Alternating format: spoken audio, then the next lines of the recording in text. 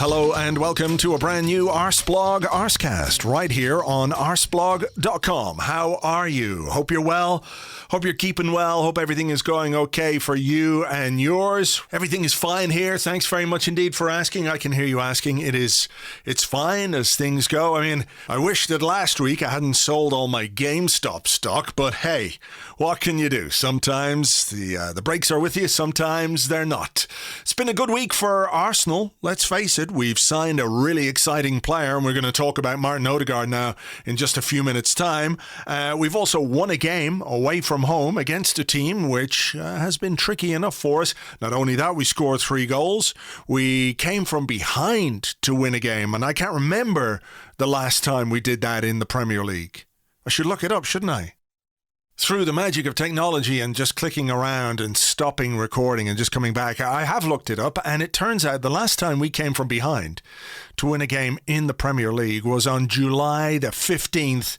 Remember that game against Liverpool? We beat them 2-1 at home. Played them off the park. If you remember, Sadio Mane got a goal very much against the run of play, and then, of course, we just turned the screw. Lacazette and Reece Nelson scoring the goals before halftime, had no assistance whatsoever, no mistakes from the Liverpool side. It was all down to how well Arsenal play. But there you go. That will tell you that it has been quite some time since we came from behind. A little bit later on, we are going to be talking to Musa Okwonga. Our old friend is back to talk a bit about Manchester United, talk about Arsenal, to shoot the footballing breeze. So he'll be along a little bit later on in the show. And in a couple of moments' time, we are going to talk to Phil Costa from One Football about Martin Odegaard, and also, just what's been going on at Arsenal this week in general, our return to form, etc., ahead of what is a very, very big game this weekend. For those of you who want even more Martin Odegaard in your life, you can listen to a podcast on Patreon. We recorded last week with Alex Kirkland of the Spanish Football Podcast. Gives you some background, and of course, throughout the week, we've been producing some really great stuff on the site. There's a profile piece by Phil, who I just mentioned there. You can find that on arseblog.com. John Ollington has done a really good data viz piece that looks at Martin Odegaard's stats and presents them in very swish, fancy graphical formats, which I love, I have to say, because my brain doesn't work that way. I can't do that stuff. I don't know. I'm not good at picturing things. I don't know what it is. I'm not a good envisager of stuff. Like, if you were doing some house improvements and someone said, well, look, we could do this here. We could, build a little thing there and it would all look blah. And I'd be like, no, doesn't work for me. No, I need pictures. So John's pictures of the stats are absolutely great. You find that over on Arseblog News as well. So lots and lots to be talking about. The end of the transfer window is coming, of course. The deadline is February 1st, which is that Tuesday or Monday? Where's my calendar? Again, all these things I should look up before I start recording a podcast. February 1st is Monday, so I think it's an 11 o'clock deadline. So whether we do a live blog or not, I'm not 100% sure about this particular one, because I think we've done the incoming business we're going to do. Mikel Arteta didn't really rule it out completely in his press conference on Thursday, but I will be very surprised. I think if there's any action, it's going to be loan moves from an Arsenal perspective. There's some talk about Ainsley Maitland-Niles going on loan, Reece Nelson going on loan. There's some suggestion that Shkodran Mustafi could go the same way as Mesut Ozil and not say Kolasinac, Socrates, and have his contract terminated early so he can go off and do whatever it is he wants to do. I mean, Liverpool are kind of in need of a central defender at this moment in time, aren't they? I mean, they could do worse than taking a punt there. No, that is not rhyming slang. How dare you? Anyway, let's see what happens between now and Monday night when the window closes, and we'll have a full idea of what squad we have to work with between now and the end of the season. Right, let's get on with the show. Loads to get through, loads to talk about, and of course, a very exciting signing this week when Arsenal brought in Real Madrid's Norwegian international midfielder, creative midfielder at that, Martin Odegaard. And with me to discuss him and the other bits and pieces around Arsenal this week from One Football, it's Phil Costa. Hi, Phil. Hi, Andrew. How's it going? I'm good. How's it going with you? Are you excited by this arrival? It feels a bit unreal / surreal, because the other morning I was writing the blog and, there were these rumours going around about Odegaard maybe coming to us on loan. And I was writing in the blog, I don't really see this happening. It seems a bit of a stretch. And if he's got the chance to go back to Real Sociedad, he might go there. And literally as I was writing, the stories dropped about, basically it's happening. He's going to come to us. It all seemed to happen really quickly. So are you A, surprised, and B, excited by his arrival? Yeah, I was like you, really. Once I heard that Real Sociedad were keen on bringing him back, it made a lot of sense in my head, because he had such an impressive season there on loan, obviously in 2019-20. So for me, it just made a lot of sense. He can stay in Spain, but their situation is a bit different this year because they're good. They're quite good, and they're sort of not direct rivals with Real Madrid, but getting close.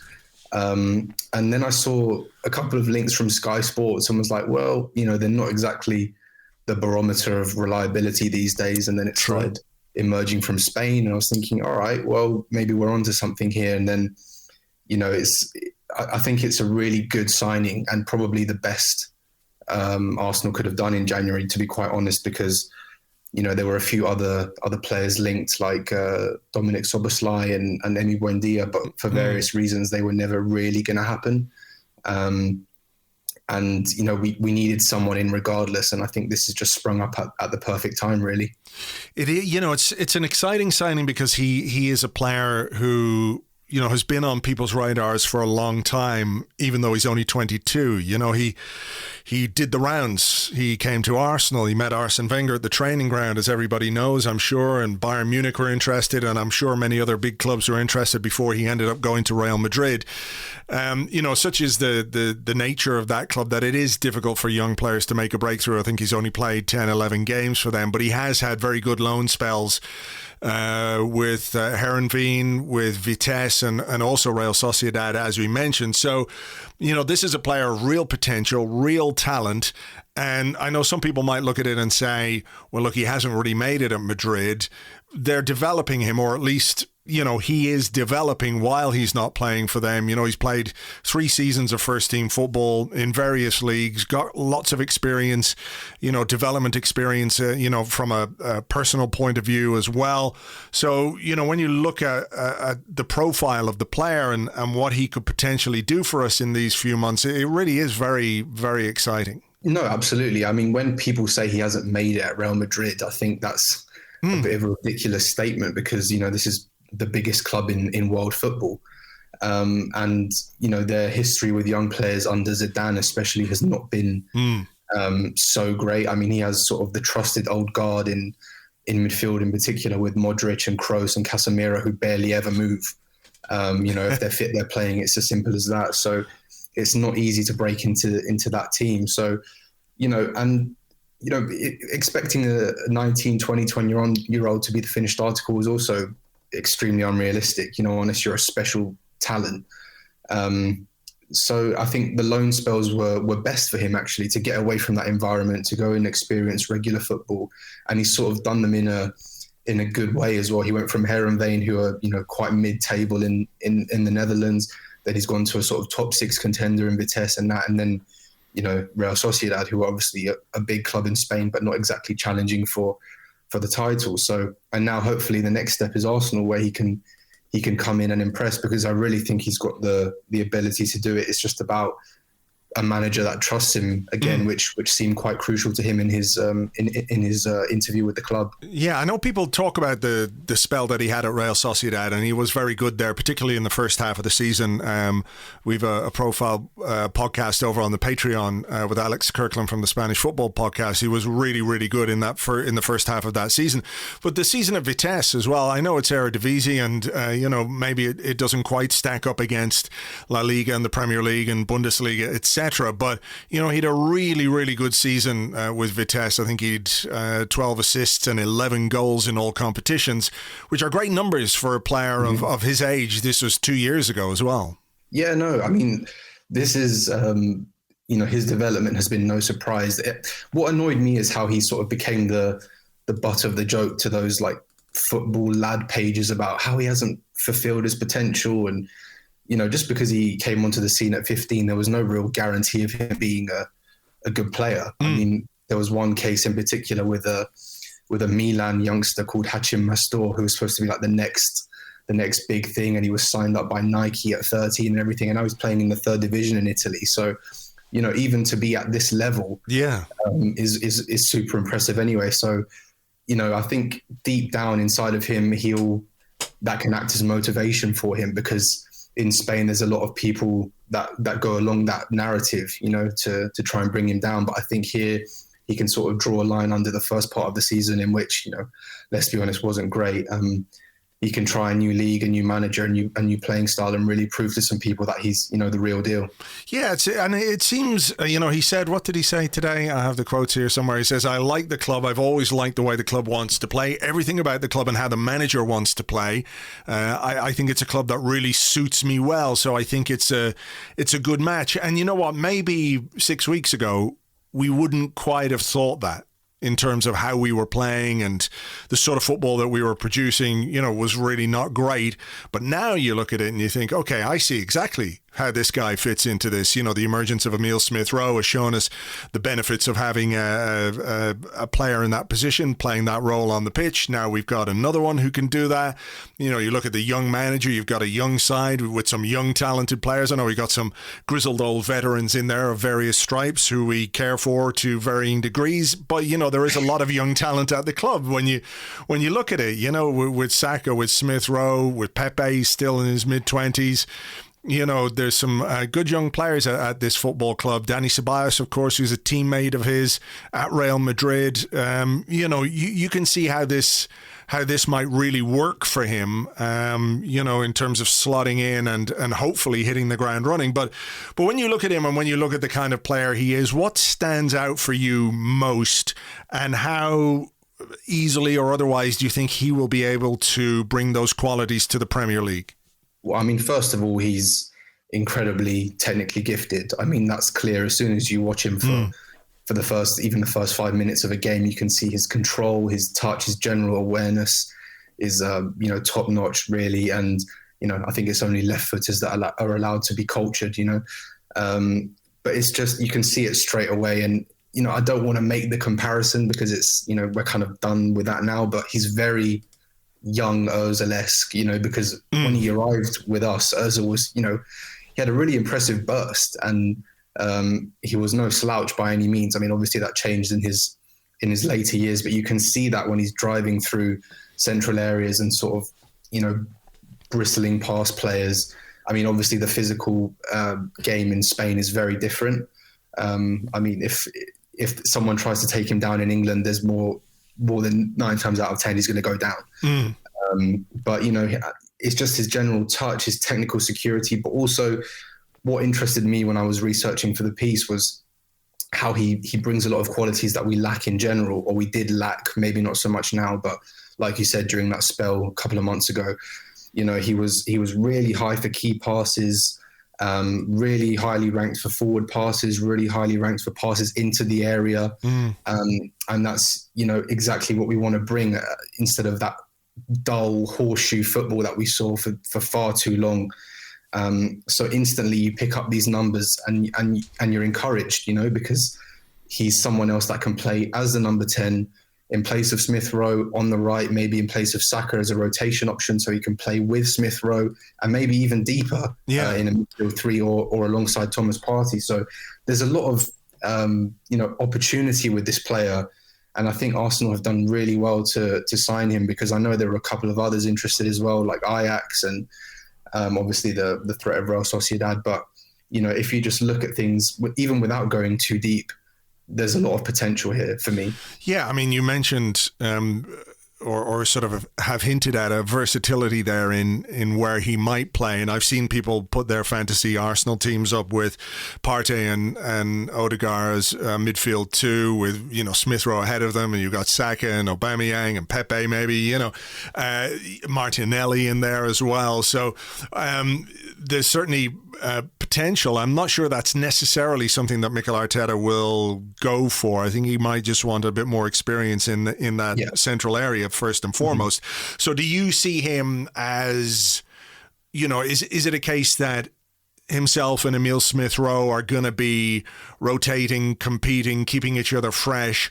Or are there ways that those two could fit into the team even without Odegaard being part of what might be considered a double pivot or part of that central midfield duo?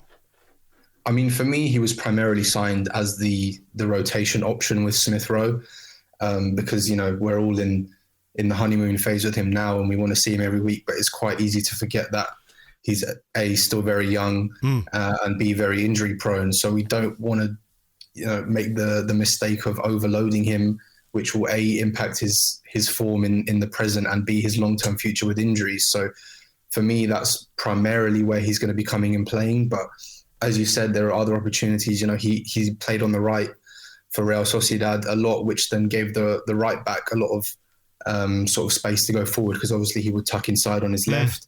And even potentially with Smith Rowe, there's an opportunity for both of them to play as eights. If we wanted to try a 4-3-3, for example, they could both play in front of a Thomas Partey, for example, or a Granit Xhaka. And even though their sort of raw defensive numbers are not so impressive, so the ones that most people think about are tackles and interceptions, they both rank relatively sort of low for those, even though he had a nice spell in Vitesse with some defensive work. But looking beyond that, there's ball recoveries and pressures which they both rank quite highly on. Yeah. So maybe if we weren't looking for them to be stuck in, typical British challenges. Yeah.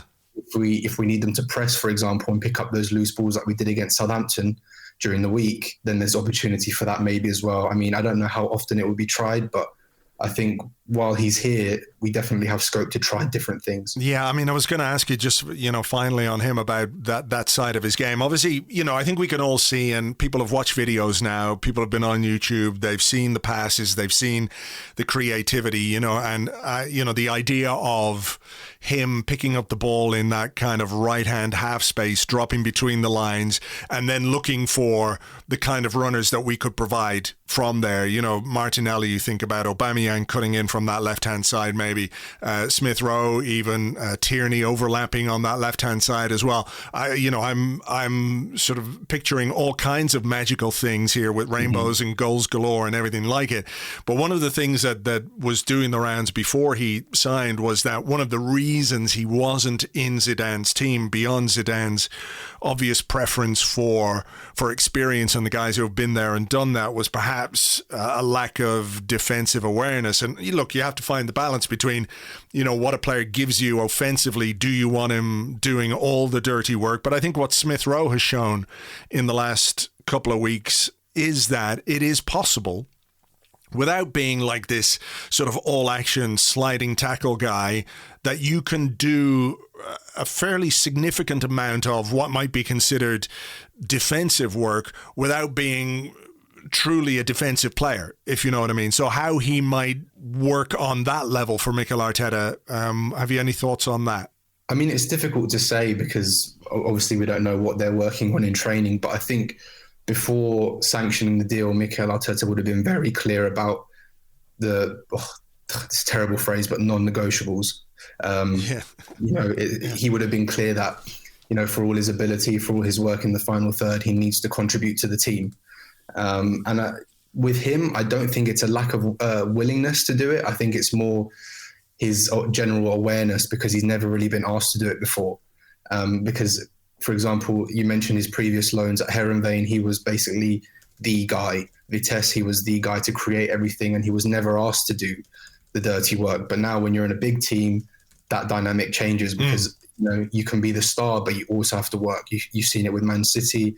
You've seen it with Barcelona during the Pep Guardiola years when they won everything.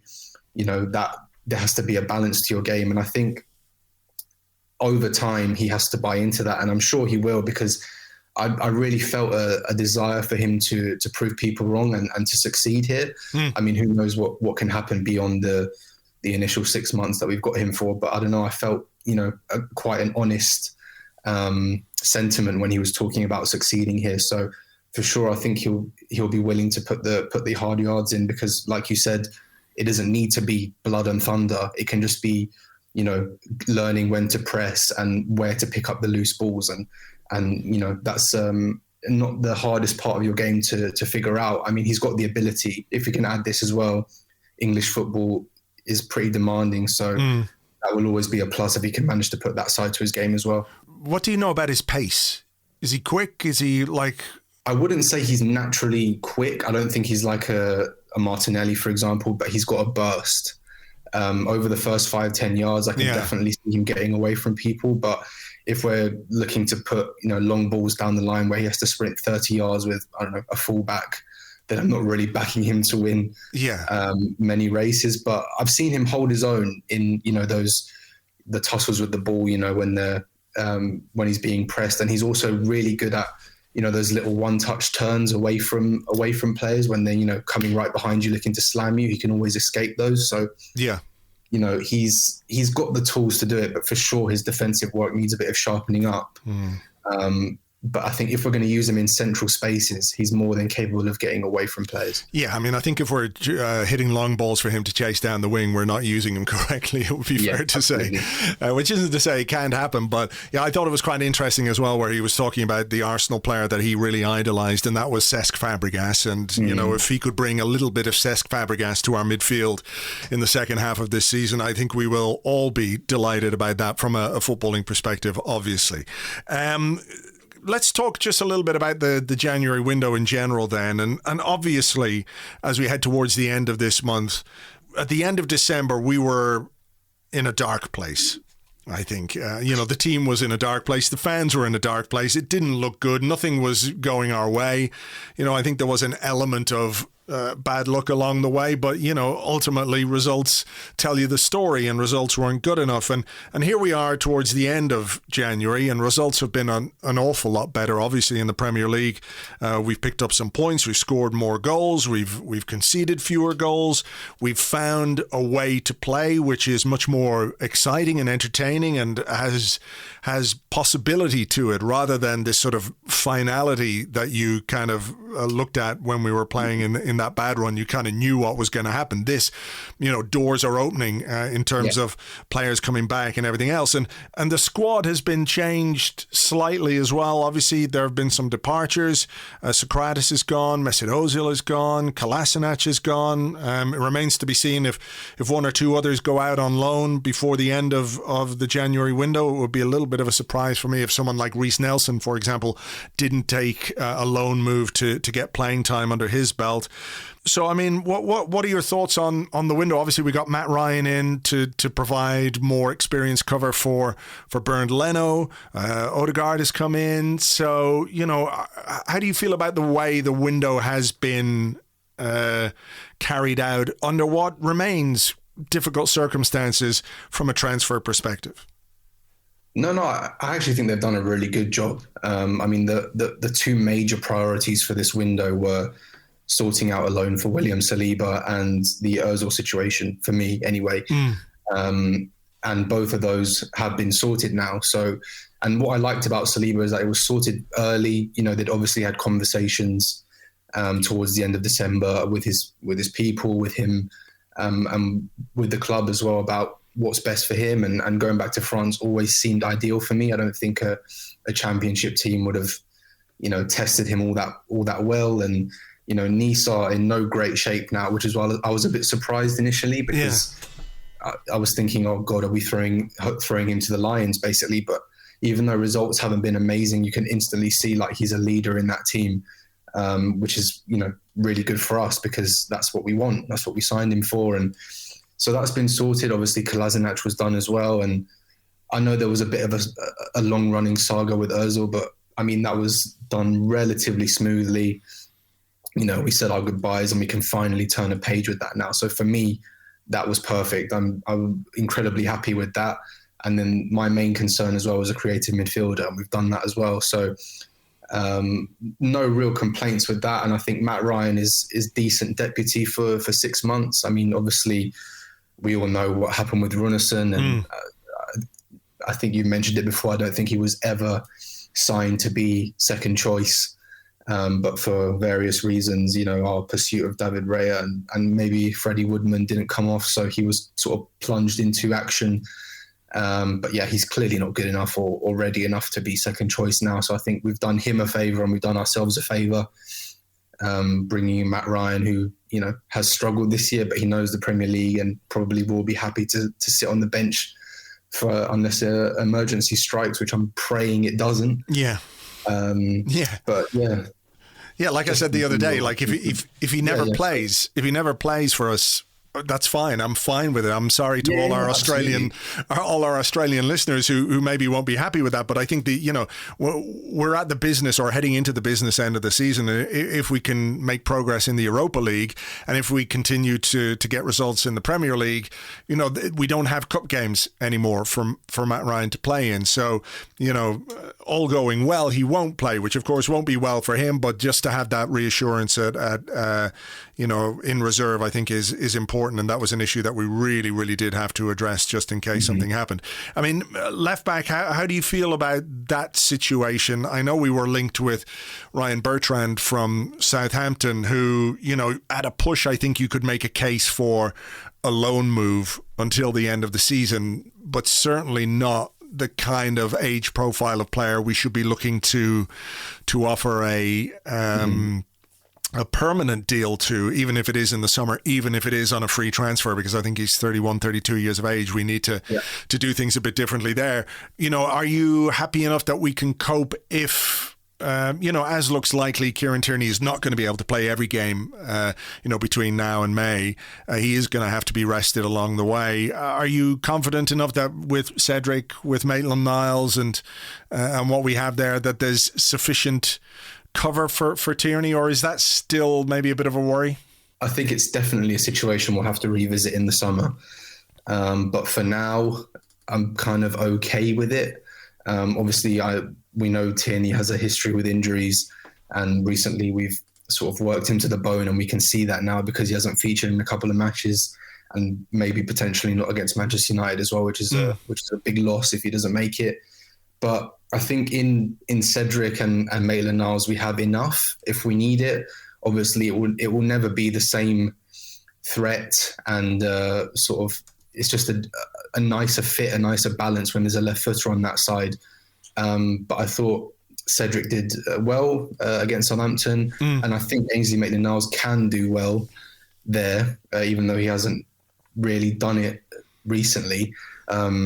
But I think we just have enough. But I would have been quite fine with Bertrand coming in. I think he's a good player. But like you said, it would have been silly for us to give him anything longer than 6 months, because we need to learn from our lessons basically and look at the age profile, which is exactly what we don't want to do again. Get stuck with a underperforming player on big wages. So I think we'll go again in the summer, and it will either be a young English left back from the Championship that we can sort of have as understudy to Tierney and he can develop with us, or it will be an experienced option from France or Spain that can sort of be happy to be second choice but also fill in when needed. So but I think on the whole we've done well in January, and I've enjoyed Arsenal being willing to terminate the contracts, because it's never the ideal situation for any club to do that, because you're basically just throwing money away.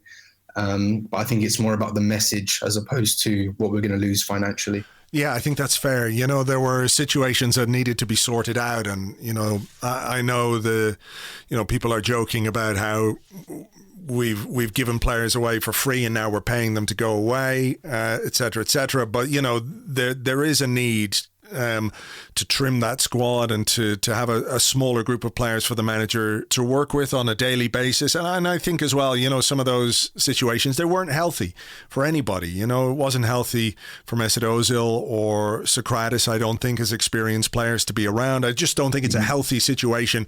It doesn't create the optimal work environment.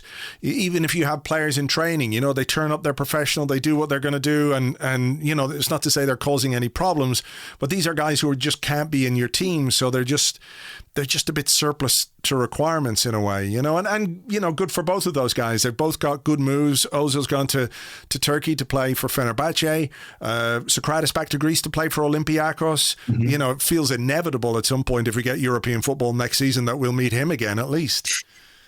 Yeah, I mean, look, I think there was nobody likes to have to be in that situation, like we mentioned. And obviously now when finances are so tight, you don't want to be paying players off, basically. But I think it was more of an element of cutting off the infected foot to save the body, you know. And it's, you know, it's just something that we had to do because, like you said, it wasn't healthy. And every week there was debate about why isn't Ozil playing? Why isn't he in the squad? You know, et cetera, et cetera. And now we can just sort of draw a line under that, move on with what we've got, and hopefully learn from those mistakes, because the last few years have shown that we didn't.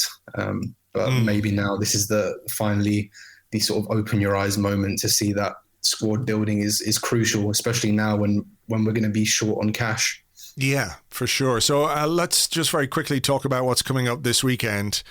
We have Manchester United. We have the advantage of an extra day's rest, of course, because they played on Wednesday, we played on Tuesday. But our form going into this one certainly would make you feel a lot more encouraged than it did a few weeks ago. You know, we've even found a way to win games or without our talisman, without Pierre-Emerick Aubameyang, who, you know, hopefully, thankfully, he's got some good news regarding his personal situation, could be back involved for the weekend. I'm not 100% sure on that. But, you know, to be able to go to somewhere like Southampton and win the game and score 3 goals without him, it isn't to sort of criticize him, but I think it's healthy that we can go and do that given how reliant we have been on his goals in the past.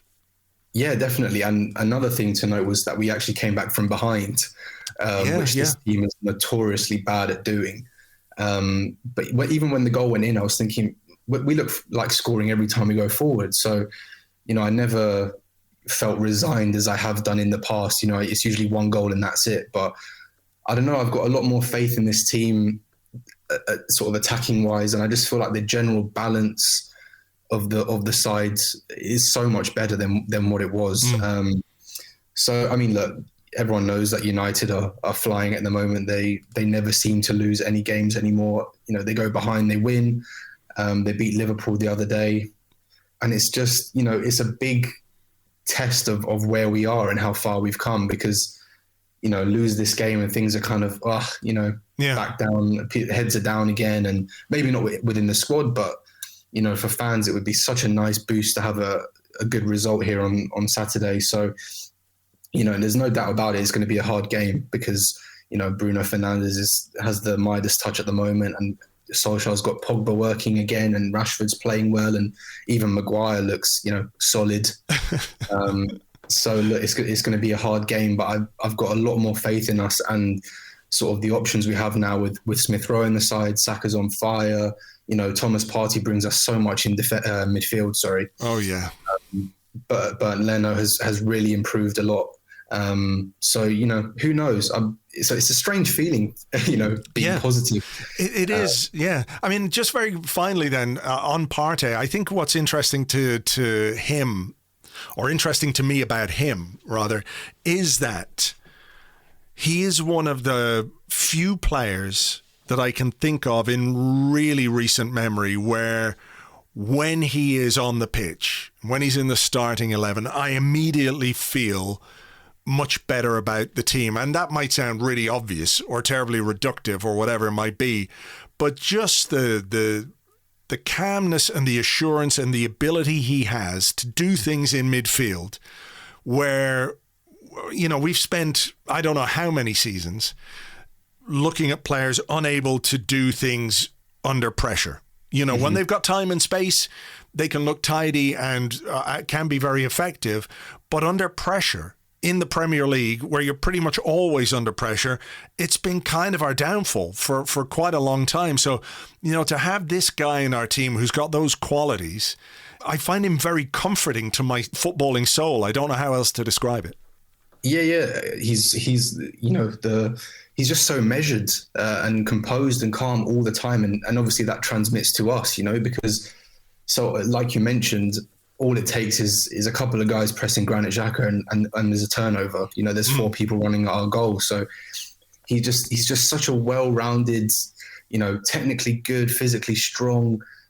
He's got such a nice range of passing and he looks so cool doing everything all the time. And, you know, a lot of people were skeptical about the deal with his age and his wages. And, and that's perfectly fine.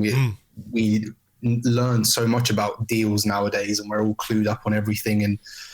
But for if you can sign a good player, you sign them, and that's exactly what we've got in Thomas Partey. And he's just been such a miss for us, because that's why I was furious watching him limp off against Spurs, because it was so obvious he wasn't ready for that game. And losing that game was no one wants to lose a derby, but it was 6 or so games after that when you just think, oh, he could have been so useful here.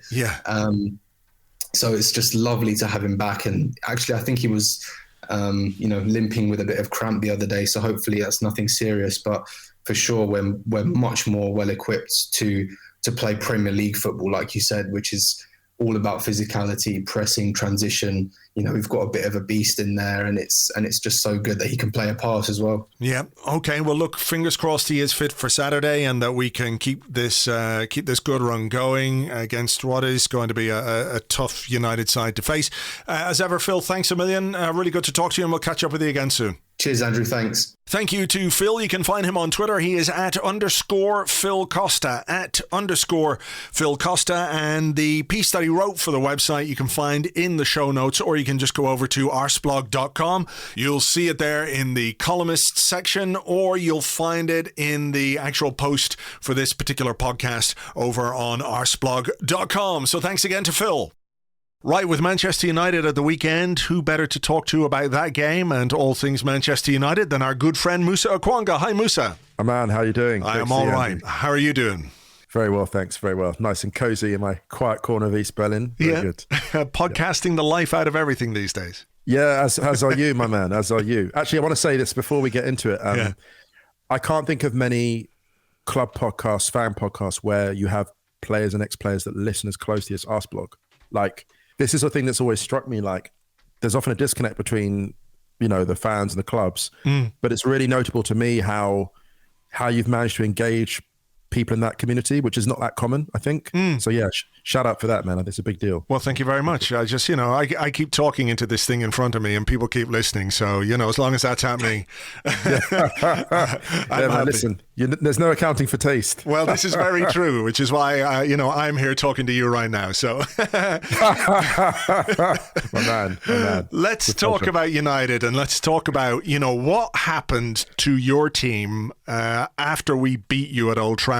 And, it was quite interesting, because when I think back to that game, from an Arsenal perspective, we had Thomas Partey in there playing one of his first games for the club, and he was so good he made Mohamed El Neni look like Busquets. That's how good Thomas Partey is. It was a team performance that we looked at as Arsenal fans and said, wow, yeah, this is really promising. This is so encouraging. I'm so pleased about where we're going. And then we didn't win a game until the 26th of December. That game took place on the 1st of November. Conversely, Manchester United went on a 13-game unbeaten run until Wednesday night when you lost to Sheffield United. So a hell of a run for you guys. What happened, or what was it, or was it a response to that, or what did you see from your team after that game at Old Trafford where we beat you 1-0? If I can be honest, I don't know. And this is the greatest indictment of the fact that we just have no idea what goes on in the dressing room, in the sanctum. We just don't know, because I can point to the easy answers and say that Bruno Fernandes continued being a leader, and that Paul Pogba recovered from some of the side effects, after effects of the worst of COVID. And then also was liberated, I think, Pogba, by the fact that Fernandes has taken that kind of the alpha role, so Pogba is just free to create. We can talk about formation changes, but I think fundamentally what's happened is that United have a squad where you've got maybe 4 or 5 genuine match winners at an elite level. And I would say maybe 3 of those, so specifically Rashford, Fernandes and Pogba, can decide games at the very highest level. And then Cavani as well, of course, can't miss out Cavani. And I think that Solskjaer just has everyone playing for him and rooting for him. And don't forget that we had some ropey results, even after that defeat to you. We lost to Başakşehir. We lost to Paris Saint-Germain. We got bounced out of the Champions League. We lost to Leipzig. So we had bad results like since you beat us at Old Trafford. But I think the difference is that, United, we just have more goal scorers. Like, if Arteta had the tools that Solskjaer had, Arsenal will be a bit higher in the table. And that's what's intriguing now is to see, and this is not with respect to Solskjaer. Solskjaer has done a job, actually. I got to shout out him because he has done a job that surpassed my expectations. After that 6-1 defeat to Spurs at Old Trafford, I thought we were just going to be like in the tank. But to the Arteta point, your recruitment in recent months has been so encouraging, as is some of the coaching. And now it's almost like Arsenal are returning to the level where they should be at. Yeah, I think it was fair to say that the run of bad results, there's no excusing it in any way, but I do think in certain circumstances we were, if not unlucky, I think that's probably the wrong way to look at it, because we contributed to some of our downfalls, with red cards, with silly moments and what have you, and that does make life more difficult for yourself. You think about Aubameyang going through a goal-scoring drought and then scoring an own goal against Burnley, right. Things like that, which happen, which it's sort of like you put your foot in a puddle and then you turn around, you put your foot in the next puddle, and you sort of go through these runs of things just don't go your way. And then look, they turned around and things are looking a lot more encouraging right now. So, I think is reasonable to say that we weren't quite as bad as that run suggested, nor do I think we're quite as good as the current run suggests. The 6 games without defeat now, 5 wins and a draw. There's been some really promising things, and the team has changed considerably from that team that went through the bad run, because we found, other players to come in. Saka's doing it from the right. Smith Rowe has come in and shown us what we've been missing in terms of creative midfield and everything else. So, yeah, I think it is encouraging. I just want to ask you about Solskjaer, actually, because he has been, I guess, criticised by United fans, and I understand it. And he has been seen as a kind of, I'm not going to say a joke, that's not right, but, people maybe don't associate him with the manager's job at a club of the stature of United, given his track record. And again, I can kind of understand that, but it's interesting, isn't it, in a week in which Frank Lampard was unceremoniously and brutally sacked by Chelsea. I have to say, I think one of the most amusing things about the Lampard sacking is that members of the British football press acted really surprised that Chelsea were Chelsea, as if they've never seen Chelsea do this to right. Ancelotti. Well, my goodness. I know, like countless managers. Chelsea have been absolutely ruthless in sacking a manager. Maybe it's different when you do it to one of the great lions of English football. I don't quite know. Maybe that's what it is. But I think a criticism of Lampard was that he, when things were not going well, he didn't. Or he put things on the players publicly, which I don't think you should do, and I don't know that helped him. And one of the things I think that Solskjaer has done, even when things have been really bad, is make sure that he doesn't do that publicly. That's certainly something that he would have learned from Alex Ferguson as well. Yes, that stood him in good stead. Yes, and that's huge. Look, my main criticism of Solskjaer was that we were seeing superb results one week and bad results the next week. So you have United beat Leipzig. They put 5 goals past Leipzig at home, but lose 3-2 away. And they beat Başakşehir 4-1 in the Champions League at home, but lose 2-1 away, but then have remarkable away form in the Premier League. So I was like, my issue was, where's the consistency coming from? But the one thing you're quite right to point out, Solskjaer has the dressing room behind him. You look at the Pogba situation with Mino Raiola, and Raiola coming out talking about Pogba should leave and all the rest of it. In January as well, didn't he? He said he could go in January and then rode back on it a bit. That's a difficult situation to manage. And the way he managed it, the way Solskjaer managed it, he took all the heat out of it. And look how Pogba's performing now, has scored 2 match winners in, I think, the last 4 games, was pivotal, almost scored a winner against Liverpool. Really, like, it goes to show that in a chaotic season, you've got to cut even more slack to the players. And if you come out and take the flak for them, they will reward you. And this is the thing with Lampard, and I hate to say it, this is my single biggest criticism of Lampard is this. You can never have too many allies in the dressing room. And he didn't cultivate them. And it has been interesting. I know that when you have a new manager, your players focus the new manager, but you haven't seen that many players come out on social media effusive in their thanks. And that's always, I think the silence is always a little bit revealing, I think. Yeah. I remember watching Chelsea lose to you. And to me, that was more of an Arsenal victory than Chelsea defeat, if that makes sense, because Arsenal asserted themselves.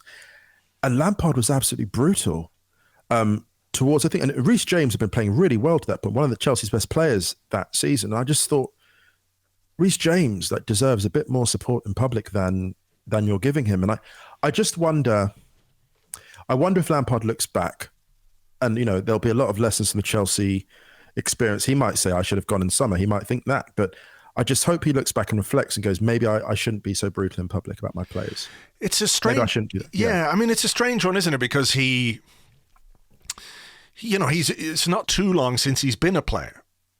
So you're not far removed from that, the dressing room culture and what you as a player would want from your manager, or the way you would want to be treated by a manager publicly. What goes on the training ground and what managers and players say to each other in public, I think if it was repeated, if it became public knowledge, people would be heading for their fainting couches or whatever. But, the golden rule is, what happens in-house stays in-house, et cetera, et cetera. So it was always a bit strange to me that he was so publicly critical of players, particularly when you're at a club as ruthless as Chelsea. I think there are some. Do you know what it was? I think Lampard. I think in a way you've nailed it. He's so soon after being a player that he maybe has not developed his own managerial style. So the way that he is at the moment is this kind of one size fits all, and the approach that works. And there are some players who are motivated by being called out in public, and maybe he was one of them. Maybe actually Lampard responded well to public criticism and was like, well, I can handle it, so can others. Yeah. But not everyone responds well to that. And it's terrible to say this. I don't know if I can even speak his name on this podcast, but Jose Mourinho, sorry, I've said it now. Jose Mourinho, for all the players who's left in his wake, is actually much more calibrated at who he attacks in public of his players and who he doesn't. He's not perfect at it, but he's better at it. He's better at understanding who to go after in public and who not to. I'm not saying he's great at it, because I think he's diverted a lot of careers to a negative effect. But I felt like with Lampard, it was, I felt like he hadn't tailored his approach. Maybe a comparison to draw is Roy Keane at Sunderland and Ipswich. Roy Keane started really well at Sunderland. Yeah. But then all of a sudden, when you have to have nuance, he couldn't handle that. Roy Keane never actually moderated his approach for a different context, which is why ultimately I think he hasn't been a manager since the Ipswich job. Yeah. You can come back to that. That makes sense. Yeah, it does. And you can kind of, the old trope about great players not making great managers, et cetera, whatever.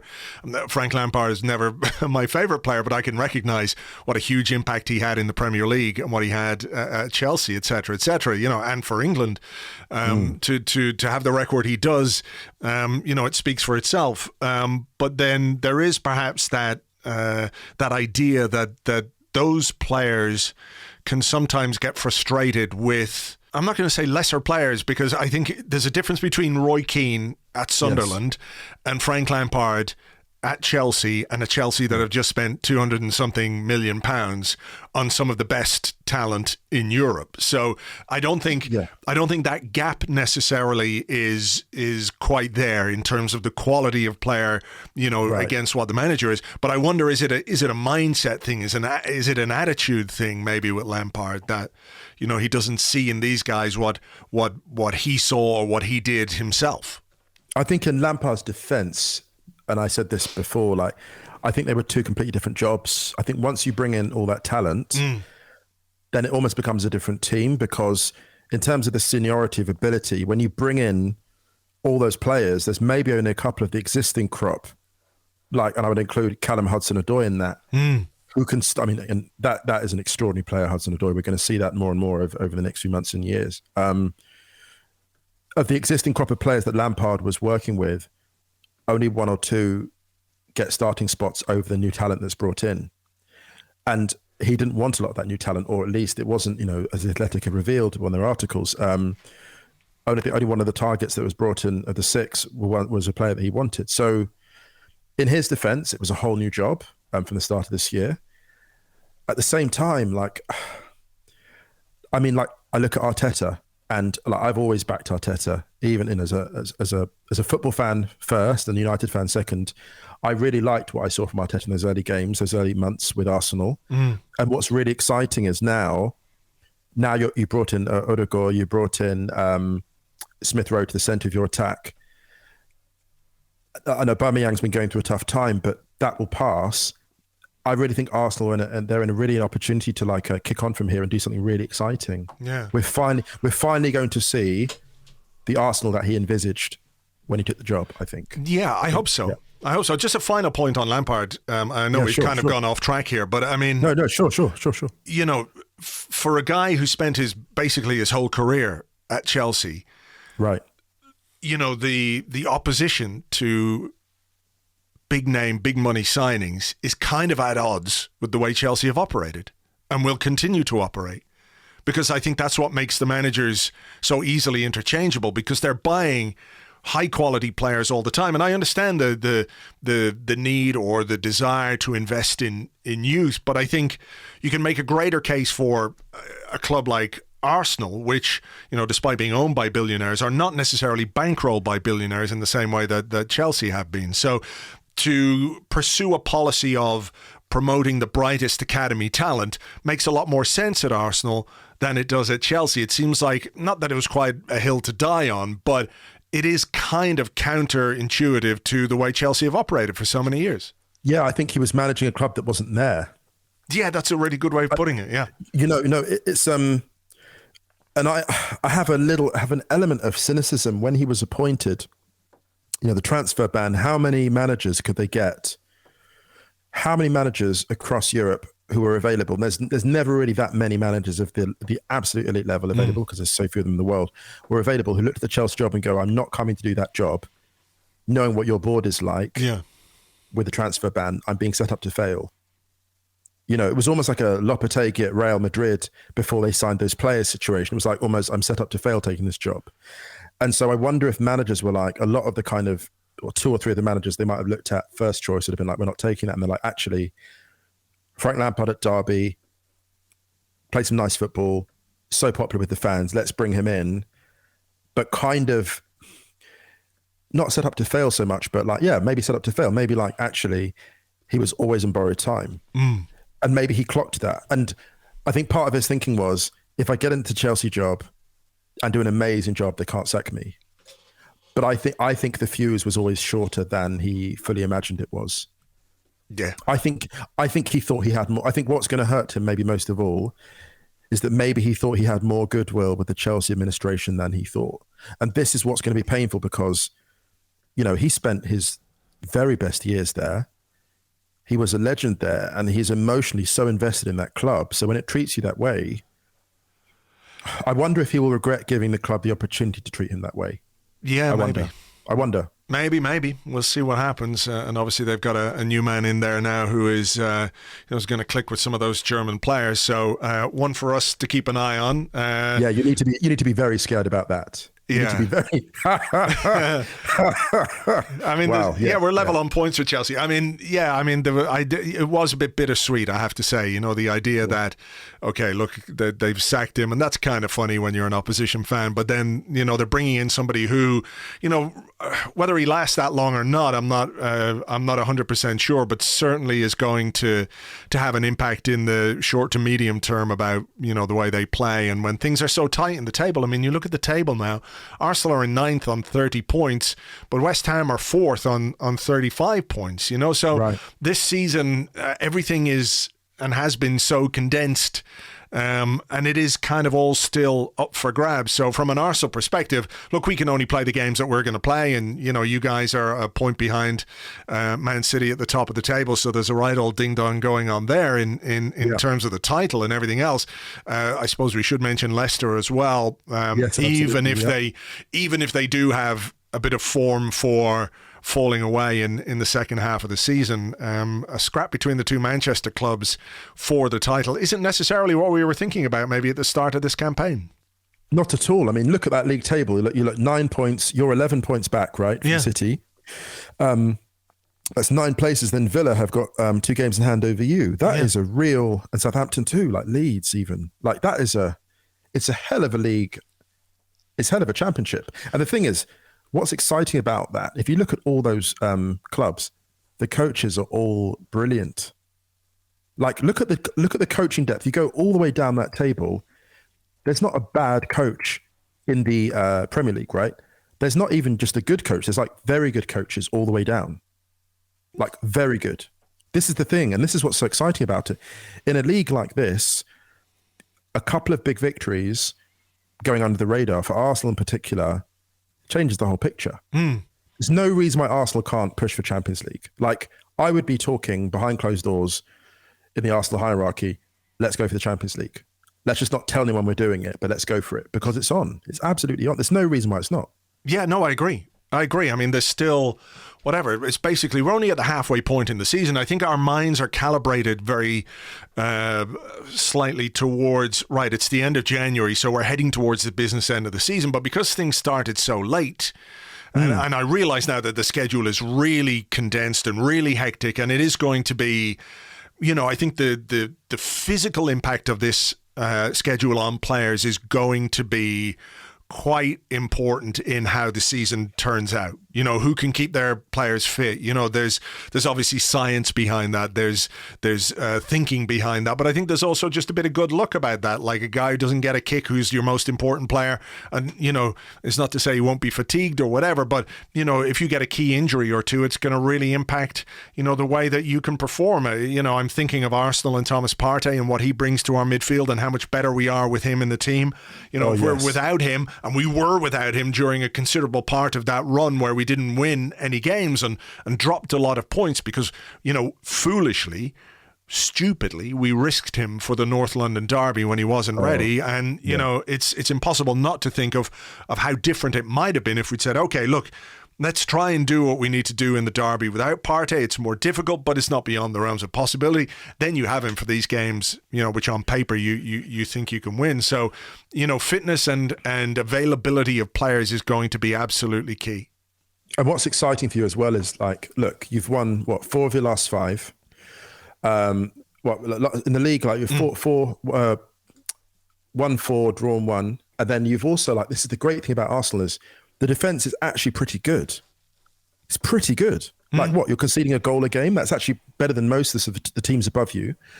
So the only thing you've got to do is unlock the creativity. And we saw this with Leipzig in Germany. They fixed the defense. This happened like a couple of years. Leipzig fixed the defense first and then added a bit of creativity in attack, and it transformed them. I think they brought in Sabitzer, Marcel Sabitzer, and that just changed everything.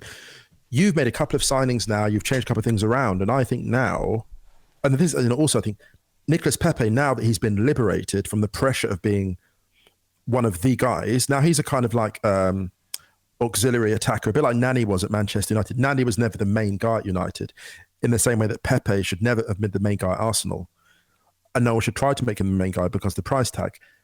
I reckon now you're going to see better form from him because the pressure's off to an extent. There's so many intangible benefits to bringing in Ødegaard from Real because it's going to liberate that attack, and you've got goal scorers at Arsenal.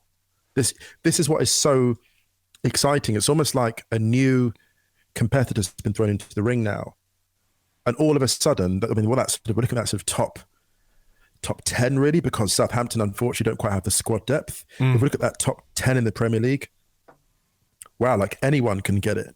Any one of those top 10, I mean, obviously City are going out by themselves, I think, and they're going into the stratosphere slowly. But those top 10, they can all reasonably look at top 4 place, I think.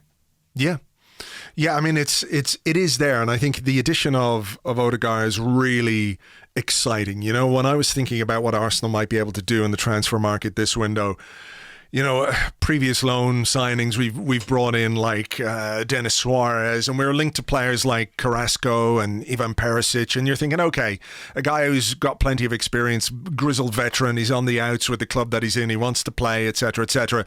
But the idea of signing somebody like Odegaard was just not in my mind. So I mean, I think there's another level. Yeah, I mean, there's been plenty to be critical about the Arsenal executive level in terms of some of the deals that they've done and how they've done them, and some of the players that have been brought in, some of the deals that have been, done to bring in those players haven't been necessarily healthy. But, in this context, that's kind of a coup when you think about how many teams in Europe would have wanted this guy if they knew he was available for a short-term loan.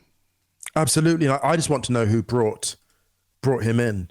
I don't know if you know who brought him in, but somebody knows exactly. Well, I mean, I think there's a relationship there between the two clubs because of the Dani Ceballos loan. And I think what's interesting about that Ceballos loan is that it when they released the Premier League payments to agents and all that kind of stuff, there's a big PDF file that you can download and you can see, right, okay, player goes from X club to Y club. It shows you the intermediaries, who's involved in the deal, etc., etc.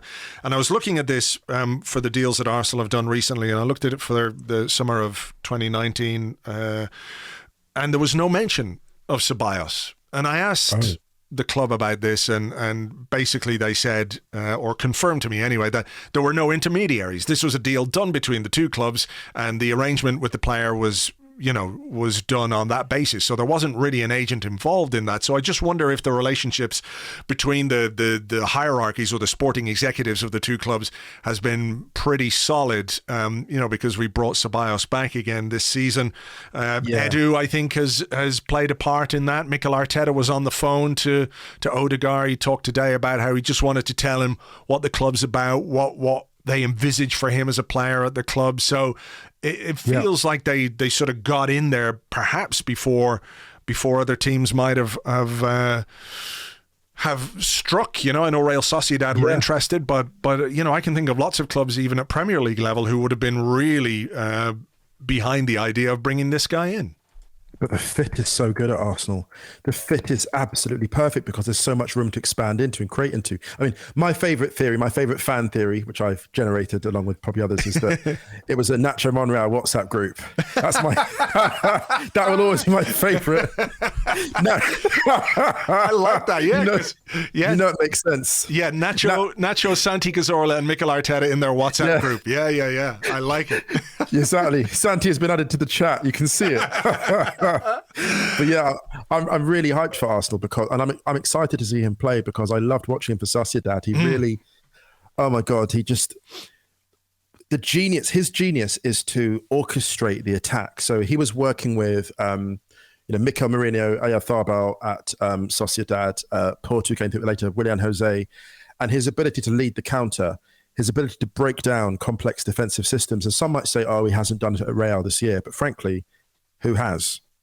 Who has done it at Real? Like what Real have achieved this year in La Liga has basically been relying on the kind of institutional memory of players like Benzema and Sergio Ramos. It's kind of a patchwork team at this point, and it's very hard for a creative player to thrive in a patchwork team. Arsenal are not. Arsenal have very, very solid fundamentals. Very solid fundamentals. The defense is coordinated. You've got a great keeper. It's solid. It's all solid. And they were just looking for that bit of attacking flair. And now they've got it. And it's going to be, I can't wait to watch this Arsenal team when it gets going. It's going to be really, really thrilling, to be honest. I'm excited. Well, look, obviously, I hope that happens on Saturday. I think it's a bit too soon, Andrew. I think it's a bit too soon. Yeah, you just want us to hold off for just another day or two. Ease into it. Ease into it. Yeah, exactly. Yeah, you don't want to get ahead of ourselves here. That's no, of course. I'll just wait till Monday. Monday training. Yeah. Musa, as ever, it's a pleasure talking to you. Just before you go, you have got a book out, a new book out, so please give us an idea of what that's about and tell us where people can get it. Oh, thanks. Okay, so shout out to Rough Trade Books who published my new book. It's called In the End, It Was All About Love. And basically, for anyone who's ever moved to a new city or country to make a new life, this book is basically for you. So I moved to Berlin 6 years ago, and the book basically traces me at a certain point in my life when I was approaching 40, and my dad died when he was 40. So I was kind of like reflecting on what I'd done with my life, if I could make a go of it in a new country. So it's really about that journey that I went on.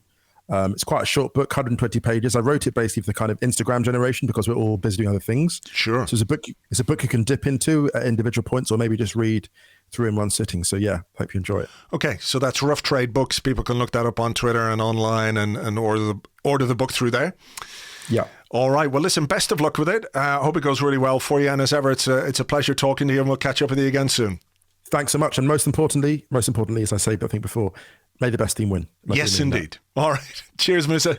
Thank you. Always a pleasure to talk to Musa. You can, of course, find him on Twitter. He is at Okwonga. He is the co-host of the Stadio podcast along with Ryan, which is well worth your time. So do check that one out. And he can also be found on Wrighty's House on a regular basis with, of course, the one and only Ian Wright. So if you want more Musa in your life, that's where you get it. roughtradebooks.com is the website through which you can order his book. Again, there is a link in the show notes. So if you want to check it out there, but you can just go to roughtradebooks.com. The book is called In the End, It Was All About Love by Musa Okwanga, so you can find the link on that website as well.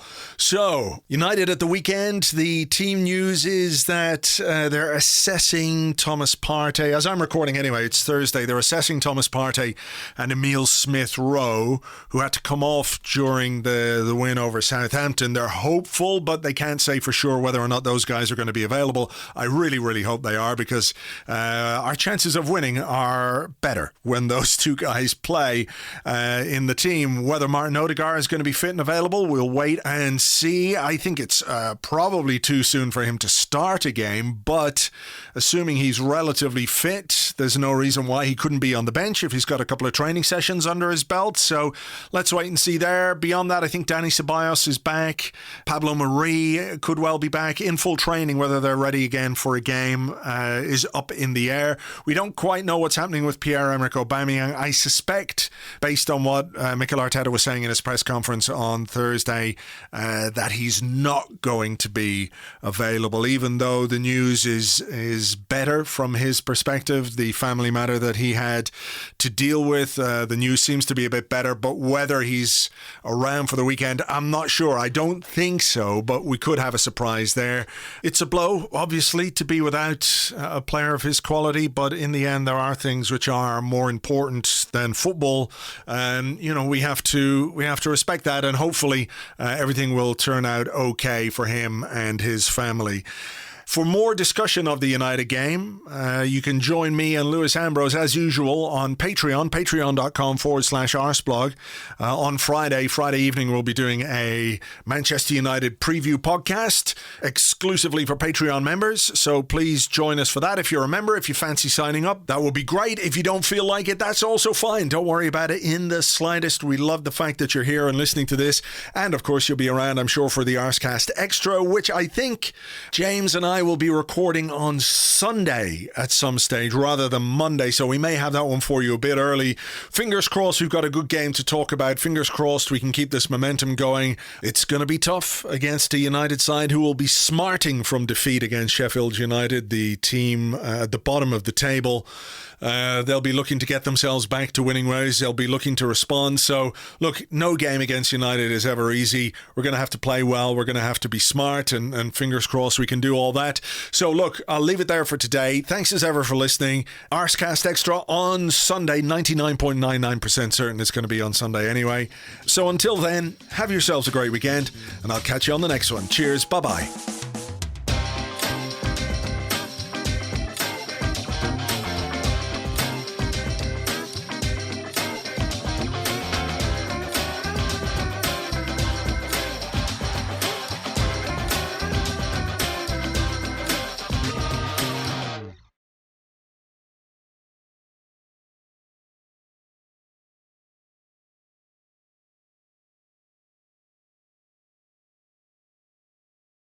Hi, my name is Martin Odegaard. Hi. But you can call me Martin Odegaard.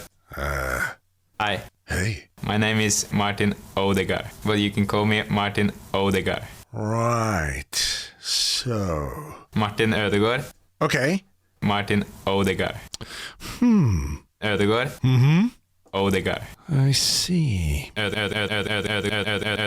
Odegaard. Ah. You're twins. You're twins. You're twins. You're twins. You're twins. You're twins. You're twins. You're twins.